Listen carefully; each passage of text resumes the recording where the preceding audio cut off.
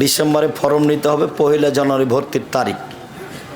সাধারণত যে ক্লাসে ভর্তি হতে চাই তারা আগের ক্লাসের বইগুলি জিজ্ঞাসা করা হয়।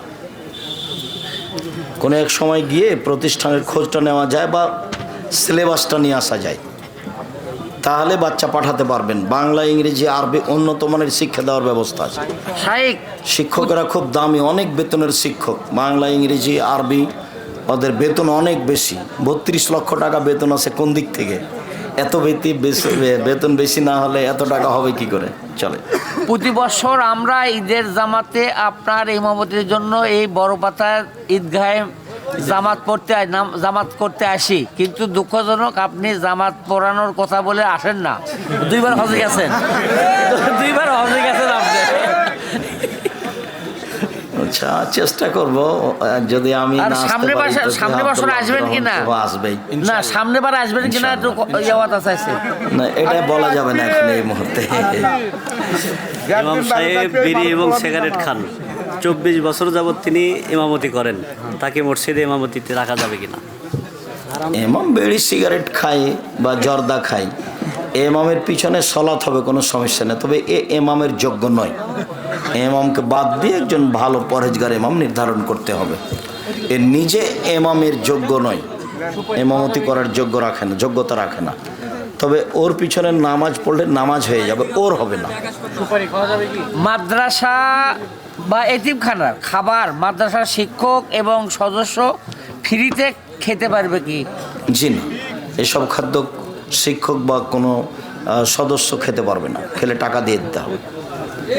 আর শিক্ষকেরা এই পর্যায়ে খেতে পারে যে শিক্ষকেরা ছাত্রদের পাহারা দিচ্ছে, দেখাশোনা করছে, ওদের খিদমত করছে, ওই সুবাদে খেতে পারে। যারা এখানে থাকে না, বাচ্চাদের দেখাশোনা করে না, তারা এটা খেতে পাবে না। কিয়ামতের পর কি মানুষ জিন জাতি সৃষ্টি হবে? কিয়ামতের পরে মানুষই জিনই। জিনও জাহান্নামে যাবে, মানুষও জাহান্নামে যাবে, জান্নাতে যাবে। ওইও জান্নাতে, এও জান্নাত। দুটার কথা আল্লাহ উল্লেখ করেছেন, জাহান্নাম ও জান্নাত। চাঁদকে দেখে চাঁদকে কেন্দ্র করে কি সালাম দেওয়া যাবে? চাঁদকে কেন্দ্র করে সালাম দেওয়া যাবে না। চাঁদ দেখার যে দোয়া আছে সালাম সহ, সেটা বলতে হবে। জান্নাতুল বাকি আর জান্নাতুল মাওয়া বলা যাবে কি? মাওয়াল্লাহ, জান্নাতুল বাকি আর আরে জান্নাতুল মাওয়া তো বা জান্নাতুল বাকিউর নাম নয় তো, এদের ভুল হয়েছে, বেদাতে হাজির এগুলো করেছে। বাকিউল গারকাত, মসজিদে নববীর পাশে যে কবরস্থান আছে তার নাম হলো বাকিউল গারকাত, জান্নাতুল বাকি না।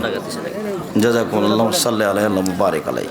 নামাজের একটি সূরা 2 বার মিলালে নামাজ হবে কিনা?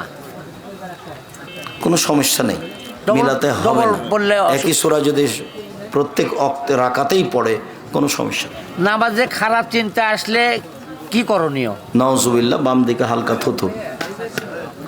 নাউজুবিল্লাহ, বাম দিকে হালকা থুথু। তাড়াতাড়ি। মহিলাদের কোরআন তেলাওয়াত কি পুরুষরা শুনতে পারবে? শুনতে পারে, 8 থেকে ওরা আড়ে পড়বে, এরা শুনতে পারে।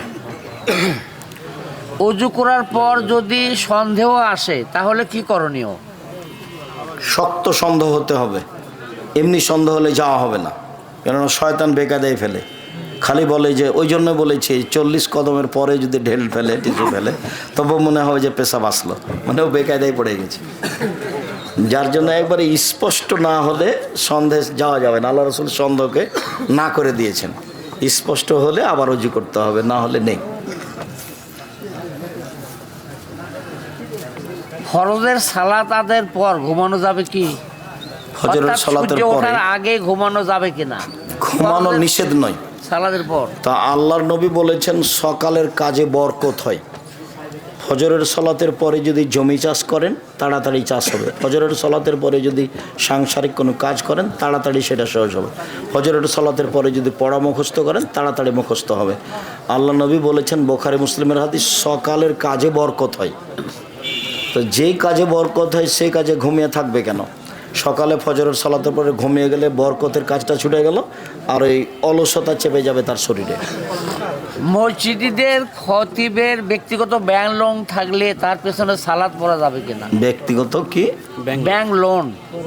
Bank loan. খালি মসজিদের খতিব না, সাধারণ মানুষের জন্যও যদি ব্যাংক লোন থাকে, ওর পিছনে নামাজ হবে, ওর জানাজা হবে না। ও মারা গেলে ওর জানাজা হবে না। লোন আছে যার, জানাজা নেই তার, ওটা এমাম হোক আর যে হোক না কেন, এমামের লোন নেওয়ার কারণে তার এমামতি বাতিল হবে না। আপনারা ওকে ছেড়ে দিয়ে অন্য মানুষ ভালো দেখেন, সেটা ভিন্ন কথা।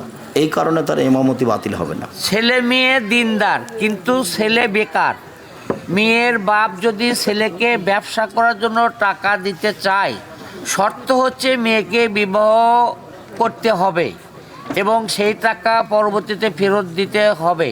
তাহলে কি টাকা নেওয়া কি যৌতুক হবে, হবে কি না? না, টাকা নেওয়া যৌতুক হবে না, এ শর্ত বিবাহ দিতে পারে। মিডিয়ার ভাইয়েরা অনেক আলোচনা ভিডিও আগে পিছে কেটে প্রচার করে, ফলে অনেক মানুষ সেই আলোচনা শুনে আপনাকে ভুল বোঝে। মিডিয়ার ভাইদের উদ্দেশ্যে কিছু নসিহত করুন। মিডিয়ারা যদি এরকম কিছু করে তাহলে তারা খেয়ানত করেছে বা করে, এটা হলো খেয়ানতে, এর নাম হলো গাদ্দারি, এর নাম হলো আত্মসাৎ। এটা করা হবে না। ওখানে কোনো বেশি কম বেশ করলে যদি মানুষ ভুল বুঝে তাহলে তো সব অন্যায় তার উপরে চাপবে গিয়ে। আর এমন মানুষকে আত্মসাৎকারী, খেয়ানতকারী বা গাদ্দার বলা হয়। শায়েখ, আপনার বক্তব্য শুনে আমি 20 বছর বয়সে দাড়ি রেখেছি। দাড়ি রাখার কারণে অনেকে ঠাট্টা মস্করা করে, তাদের উদ্দেশ্যে কিছু নসিহত করুন। বলবে এটাই স্বাভাবিক, তুমি ধৈর্যের পরিচয় দিবা। আল্লাহ বলছেন আমাদের নবীকে, ওরা যা বলছে সেই কথার উপরে আপনি ধৈর্য ধারণ করুন। আল্লাহর কি ঠেকা বেঁধেছে, একটু টিপে দিলেই তো হয়। না টিপে দিয়ে বলছেন যে আপনি কি করেন, ধৈর্য ধারণ করেন। এই দুনিয়া এরকমই, ধৈর্যের পরিচয় দিতে হবে, আর নয়। আর একটা শায়েখ, উপদেশ বই থেকে আমি প্রতিদিন ফজরের নামাজের পর উপদেশ বই থেকে আলোচনা করি।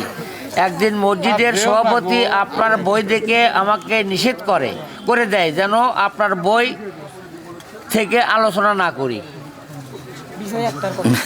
তুমি চেষ্টা করো যেন করতে পারো। যে না করেছে সে তার আকীদা নষ্ট হয়ে আছে। আমাদের বইয়ে তো আর কোরআন হাদিসের বাইরে কোনো কথা নেই, বরং ফাজাইল আমল যদি বই থাকে তাহলে শতকরা ৭৭% মিথ্যা আছে, ধর্মের নামে মিথ্যা কথা আছে। যাক, আল্লাহ তুমি মাফ করো আমাদের যারা মারা গেছে, তুমি তাদের কবরের শাস্তি মাফ করো। আমরা যারা অসুস্থ তুমি তাদেরকে আরোগ্য দান করো। আমরা যারা বেঁচে আছি তুমি